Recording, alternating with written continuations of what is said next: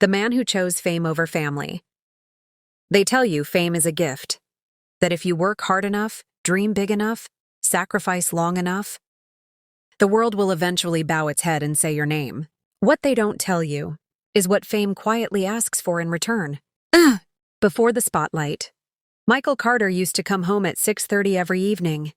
Not because he had to, but because he wanted to. His daughter, Lily, would sit on the front steps, swinging her legs, waiting. His son, Ethan, would run to the door before Michael even turned the key. And Sarah, his wife, would always pretend she wasn't watching the clock. Dinner was loud, messy, real. Life was small, but full. Michael worked at a local media company. Nothing glamorous, but inside him burned something restless. He didn't want to be comfortable. He wanted to be remembered. At night, when everyone slept, Michael stayed awake watching interviews of successful men who spoke about sacrifice like it was a badge of honor. And slowly, he began to believe them. The first cracks. When Michael got his first major opportunity, he was thrilled. A regional TV show. More money, more exposure, more pressure. Sarah smiled when he told her. She meant it, but her eyes showed worry. Just promise me one thing, she said quietly. Don't disappear. Michael kissed her forehead. I'm doing this for us. The words sounded noble. They were also the first lie. Workdays grew longer. Phone calls shorter. Excuses more frequent.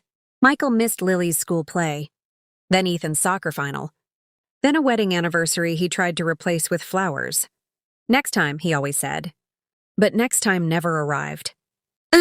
Fame arrives. Success came fast once it started. Michael's face appeared on billboards. His voice filled living rooms across the country. People wanted him everywhere. Except home. Sarah stopped reminding him about family events. She learned disappointment was quieter than arguments. The children grew older. Quieter, more distant. One night, Michael overheard Lily telling a friend, My dad's famous, but I don't really know him. The words hurt, but not enough to change him, because fame has a way of convincing you that this moment is more important than people. The breaking point. Years passed. Michael stood on stages accepting awards, while Sarah stood alone at parent-teacher meetings. When Sarah finally asked for a divorce, Michael was shocked. I did all this for you, he said. Sarah's voice was calm, but final. No, Michael. You did this for applause. We just paid the price. She didn't ask him to choose. She already knew the answer. Silence after success. Michael's career peaked. Millions admired him. Thousands waited to shake his hand. But at night, he ate alone. The house he bought was large and unbearably empty. He tried calling his children. They were polite, distant. They had grown up without him, learned to live without him, and now they didn't need him. One evening, Michael stood in front of a mirror before another big show. For the first time, he didn't recognize the man staring back. Realization. Fame had given him a voice, but taken away his place in the lives that mattered. He was admired, but not loved.